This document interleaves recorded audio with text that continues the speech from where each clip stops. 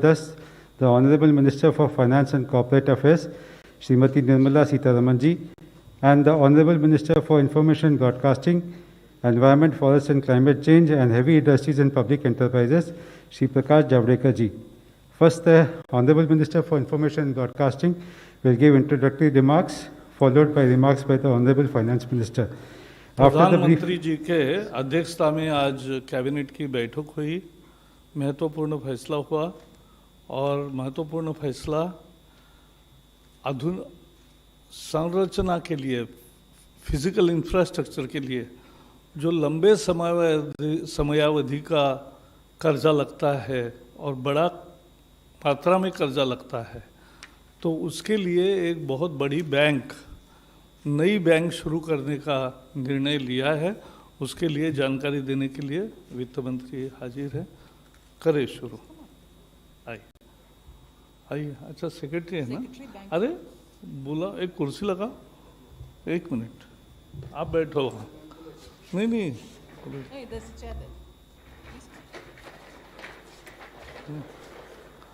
अरे यहाँ एक आदमी रखते जाओ।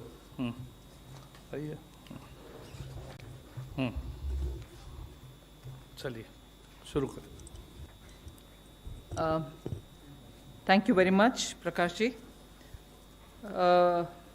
Friends, all of you all are probably aware that during the budget we had mentioned that we will be setting up a national bank which will fund infrastructure and also any developmental activity.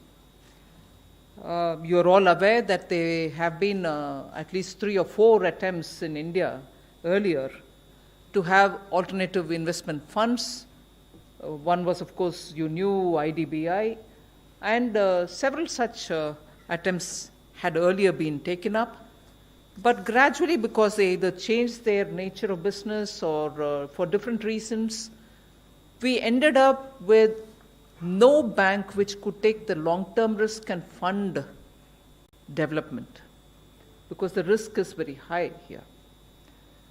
So even from July budget of 2019, we had made this announcement that government will be looking at having a national infrastructure pipeline and look at sovereign funds and others who can fund us. I had announced 111 lakh crore for a pipeline which had more than 6,000 at that time in December 2019, more than 6,000 such greenfield and brownfield projects which needed to be funded. So we have acknowledged that both development and financial objectives will matter for setting up a DFI, and therefore, whilst we mentioned it in the budget, but even as the budget session is still on, the cabinet is already cleared the setting up of a development finance institution. And here I wish to thank the Honorable Prime Minister, who constantly has kept the gentle nudge on us to say, you mentioned it in the budget, and how many of the budget's steps are going to be in time implemented, so that the stimulus gains momentum and sustains that gained momentum, and therefore you have to get going with the decisions which have all been announced in the budget. And that is why I take 1 extra minute to tell you that I'm happy today the cabinet has cleared this bill, through which we will have an institutional arrangement which will help in raising long-term funds. The budget provides for the initial amount. I had announced it in the budget saying capital infusion from our side would be about 20,000 crores, and initial grant of 5,000 will also be made, and this year itself capital infusion is 20,000 crores. Additional increments of the grant will also be made within the 5,000 limit that has been given to the finance minister. And through this, we expect to raise considerable amount using this lever from the market, and I'll get into the details when the questions come from you. So today, the cabinet has taken a decision to set up a development finance institution. I can get into the details as and when you ask me the question. Thank you. Shri. We will now take questions. The Honorable Ministers will now take questions based on Cabinet decisions only. Number 10.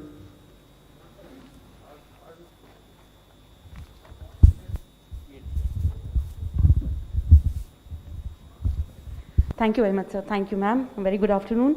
Ma'am, just wanted to understand that the cabinet note also comes in terms of the DFI bill, which you had spoken about in your budget speech. And as you rightly mentioned, the mechanism for raising funds from the market, you would like to answer that as and how we ask. So it'll be great if you could elaborate on that, ma'am. Thank you very much. Sure. You can take one more question. So Number that 9. What kind of, Shishir here from Hindu Business Line, what kind of fund you are expecting to leverage from the 25,000 crore which you are putting in that DFI? I have the Secretary, Department of Financial Services with me. But with the initial 20,000 crore, which is being initially proposed as a capital infusion, I expect the institution to use it as a lever to raise up to 3 lakh crores in the next few years, because it can access through the market funds which are otherwise not available. Also, this institution will have certain tax benefits which are being given to it, tax benefits which are being given for a 10-year long period. And through that, we also, there is not just a tax exemption, but also the Indian Stamp Act is also being given a bit of an amendment. Through all this, we expect even big pension funds, sovereign funds will all come, just as we are able to attract them in the National Infrastructure Investment Fund. This will also draw on those. And also the government is planning to give it certain securities for which the cost of funds will also come down. Even that is being extended. So through these sources, the Development Finance Institution will be able to leverage the initial capital which it has in its hand, and be able to draw funds from various different sources and be able to reach out for funding long-term projects. Also, because of this, I think there will be a positive impact on the bond market in India. 104. से NBC आवाज़ से ये जहाँ तक मैं समझ पा रहा हूँ, इस बैंक का निर्माण जो है आईएफसीएल की जगह किया जा रहा है, तो आईएफसीएल से कैसे अलग होगा? और पेंशन और इंश्योरेंस फंड जैसे को क्या कुछ मैंडेटरी होगा अपने फंड का एक तय हिस्सा इसमें डालने के लिए?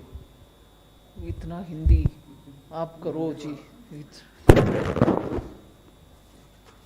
अभी ये जो नया संस्था की संरचना की जा रही है, उसमें बिल्कुल ये क्लीन स्लेट से शुरू करने वाला है।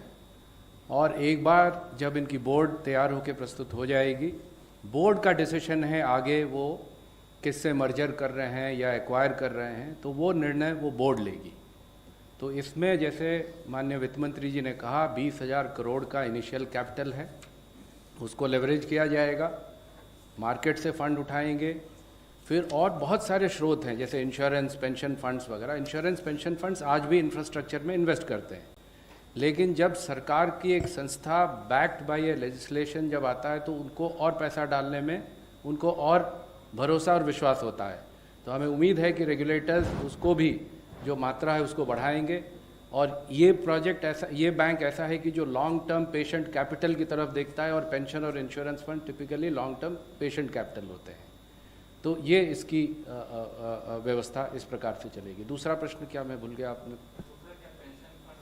हाँ, मैं वही बताया आपको, इंश्योरेंस फंड, पेंशन फंड। हाँ, आईएफसीएल की जगह ये लेगा या फिर अभी ये तय नहीं है? आईएफसीएल से कैसे अलग होगा? आईएफसीएल भी मोर और लेस इंफ्रास्ट्रक्चर फंडिंग के लिए स्टेट से स्टार्ट कर रहे हैं। नहीं, मैंने यही बताया ना, आईएफसीएल का निर्णय जब ये संस्था तैयार होकर खड़ी हो जाएगी, इनकी बोर्ड कॉन्स्टिट्यूट हो जाएगा, वो इस पर निर्णय लेंगे। आईआईएफसीएल को लेना है, आईआईएफसीएल को लेना है, किसी को नहीं लेना है, अपने आप में करना है। हम लोग जो व्यवस्था दे रहे हैं ये माननीय वित्त मंत्री जी का था कि बिल्कुल क्लीन संस्था दें clean और slate. बाकी बाजार की कंडीशन और वो अगर देखते हैं उसमें उनको फायदा है तो फिर वो अपना निर्णय लेंगे।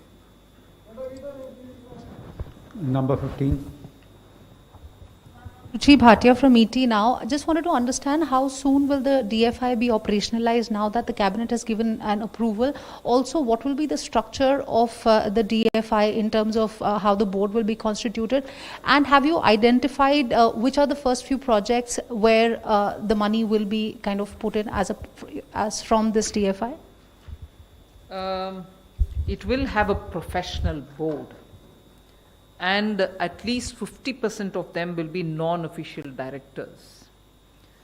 Persons of eminence are also envisaged to be on the board, and I would think the chairpersonship also will be of some eminent person derived, and also making sure there are good eminent people becoming non-official directors. So we are making sure that this organization will have people of such heft and professional standards. So on that ground itself, it should have enough, character for a development finance institution which will meet this century's requirement. The power of the board is also clearly going to be drawn in order that they can appoint and remove the WTDs, the whole-time directors. So we are looking at a complete professional setup. In fact, that is one of the features in which we have made sure that the emoluments being given will be so market-driven that you are able to attract best of talents. Even that has been thought out. We are also looking at higher age limit and a longer tenure for the MDs and DMDs. So with these professional human resource, I think this organization will be able to immediately and quickly rise to the expectation of the market. Number 46. Cabinet has given clearance, and you can see how soon we can do it from 1st of February. So that soon it will come out. Madam मैं मानस बनर्जी बोल रहा हूँ। मानस बनर्जी इधर मानस बनर्जी बोल रहा हूँ। अच्छा, इंदिरा गांधी जी ने 1969 में बैंक राष्ट्रीयकरण की थी इस सोच के जो ये बैंक जो प्राइवेट बैंक है वो सामाजिक दायित्व पालन नहीं कर रहा है, इसीलिए क्या था। उसके बाद जो राष्ट्रीयकरण हुआ, आज अभी आपका सरकार आप निजीकरण के दौड़ रहा है। ये सरकारी बैंक को क्या दायित्व सामाजिक दायित्व पालन नहीं कर रहा क्या, इसीलिए आप निजीकरण के लिए ज़्यादा बिजी हो गया। राहुल गांधी जी ने बोला है आप लाभजनक संस्था को बेच रहा है, निजीकरण कर रहा है, जो नुकसान वाला इसको आपने राष्ट्रीयकरण कर रहा है। ये बात कैसे है, आज ही बोला है राहुल गांधी जी ने। नहीं, आप प्रश्न क्या पूछना चाहते हैं? क्वेश्चन क्या है, जो आप क्या सोचता है जी बैंक लॉस में जा रहा है, ये सामाजिक दायित्व पालन नहीं कर रहा सरकारी बैंक, इसीलिए आप निजीकरण कर रहे हैं? नहीं, आप तो एक ओपिनियन बोल रहे हैं, प्रश्न क्या है? यही तो क्वेश्चन कर रहा हूँ, आप निजीकरण क्यों कर रहे हैं? हाँ, so have all of you all finished with your development finance institution का प्रश्न? If you have that, if you don't have any more question on today's cabinet decision, then I'll go to him. But if there is anything more on today's decision, I'll first address that and then go over to answering him. I will answer him, okay, but I'll do Thank that you. afterwards. Okay. Ma'am, sorry to interrupt, ma'am. Just one more, ma'am. Anything on the bill, ma'am, if you could share with us? What is the bill? The DFI bill, ma'am? The cabinet has given approval. Now we'll go to the parliament. Thank you.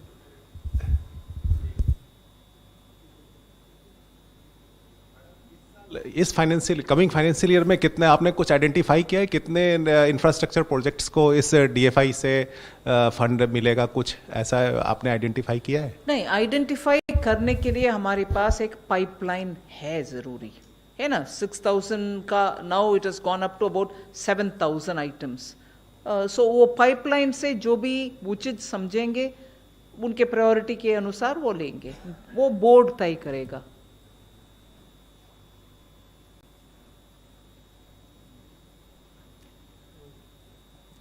Is that it? Okay.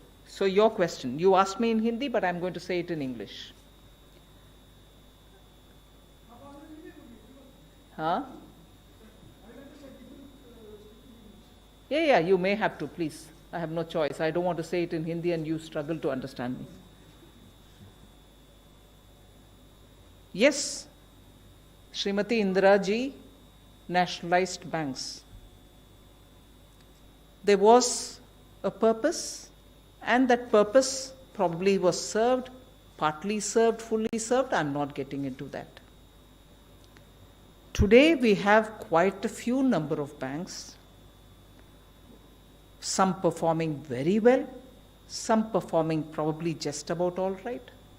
And they have a very big role to play, there is no doubt. But yet, we need banks which are going to be able to scale up. So we have even announced, and recently, 1 year ago, 1.5 years ago, in fact one before also, during 2016-17, amalgamating banks so that you have banks big enough. Like I think I have even said before, we need banks of the size of State Bank of India in this country, many more of them. So we have brought in banks which are going to be able to meet the aspirational needs of this country. And also, because these need not be a subjective, on-the-spot decision, we've announced a public enterprise policy, based on which we have identified those 4 areas in which we said government presence, public sector presence will be there, and bare minimum presence is what we have said. In that, financial institutions are also there, meaning even in financial sector, we will still have the presence of public sector enterprise, which, for your immediate answer, means that not all of them are going to be privatized. First point. Second, even for those which are likely to be privatized, we are obviously going to have to keep in mind that these privatized institutions will also continue to function after the privatization. We'll also have to ensure that the staff or the personnel who are there, their every interest will be protected. So we will ensure that we are not going to be disinvesting, or we are not going to be selling them off because whatever may happen to them, we are not worried. No, we want financial institutions to get more equity, more people to put in money into them to make them sustainable. We also want their staff to be able to perform the duties which they have really acquired as a skill over the decades and run the banks. So, very quickly, if you kindly have a look at the public sector enterprise policy which we have come out with and identified those core sectors in which the presence of public sector enterprises will still continue, even financial sector is in it. So, to immediately, quickly conclude saying, oh, every bank is going to be sold off, is not right. And even whether it is banks or any other privatization, I want to take this opportunity to tell, through you, the media, that the interest of the workers, interest of those who have put in services over the decades will absolutely be protected. Whether it is their salaries, whether it is their scale, whether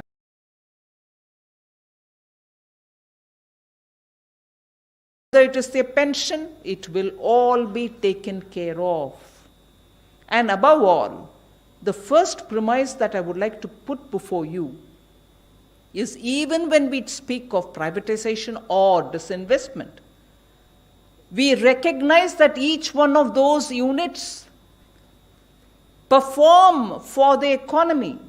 So if there is a coal unit or a thermal unit or a hydro unit or a steel unit, the intention is, if there are people who would run it, putting more money in them, we still need those power which it produces, still need the coal which comes out of it, still need the steel which comes out of it, still need the banks to reach out to the people. And for these units to function with more money coming in, with more specialization, with more modernization, we need to have some investment come from others. And purely, let us also understand, if, for instance, we want to sell it to retail buyers within India, it is our duty to ensure that the workers' interests are protected, that institution runs further, produces that which we are not able to put in more money to produce. So, first assumption is not to take that it is going to be closed, people are going to be removed. No, not at all. All these factors are being kept in mind. I want to assure you through the media that it is not a quick decision. We have applied a lot of mind, and also we are very conscious of the interest of the workers in very many of these institutions. So, I don't know if it answers your question. Yes. Thank you for raising that issue. No, thank you for raising that issue. And that is why I thought I should take this opportunity to give you an elaborate answer. But your question by itself would have had my answer come in all its detail. Since you brought in Rahul Gandhi, who probably has outsourced his comments to, I don't know, very hardcore communists will give you, solid two-liners to say this is what is happening. Exploitation, profit, loss. These pet kind of quotations or using two-liners does not help the situation. As a leader of the opposition party, a leader representing a very big party, I would want him to engage in serious discussions rather than throw these kind of two-liners every now and then. What did he say? Privatizing profits and nationalizing loss. ऐसे कुछ ना? Privatizing profits and nationalizing loss. ऐसे कुछ बोला है ना? आप बोल रहे थे? ऐसे कुछ बोले ना? No, I have replied, but since you quoted, I thought I have double checked with you if the quotation is right. नहीं, वो बात है ना, उनका यही कहना था ना, privatizing profit and nationalizing loss. Profit loss के ऊपर आज अचानक कितने ध्यान दे रहे हैं, जबकि इन इस government over the decades I think what they have tried is only to privatize taxpayers' money. If I want to, in a light-hearted fashion, use the style of speaking which he has done, he accuses us of what? Privatizing profit. When in his government, they were privatizing taxpayers' money. You all know how. Privatizing taxpayers' money was what UPA government did. And probably even privatizing taxpayers' money for one family's betterment. So privatizing is only that. And second, nationalizing loss, did he say?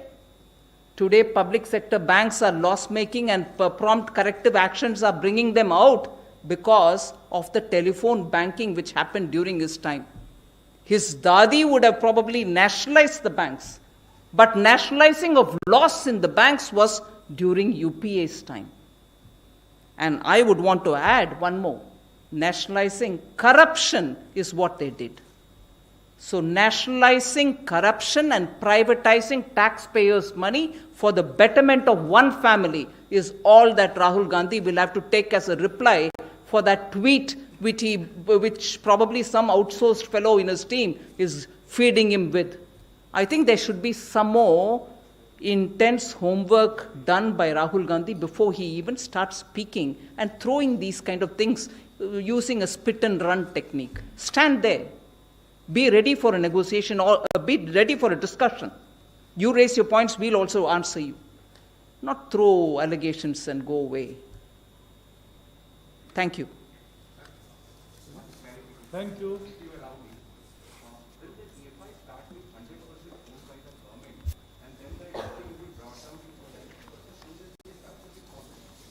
Yes, it will start with 100% Government of India ownership, and gradually, in the long run, I would think government's ownership would come down to 26%. We are not thinking of below that.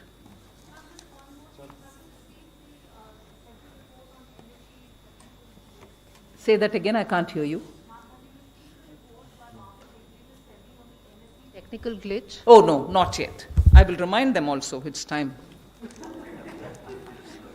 Thank you, Thank ma'am. you. Thank you, sir. Thank you.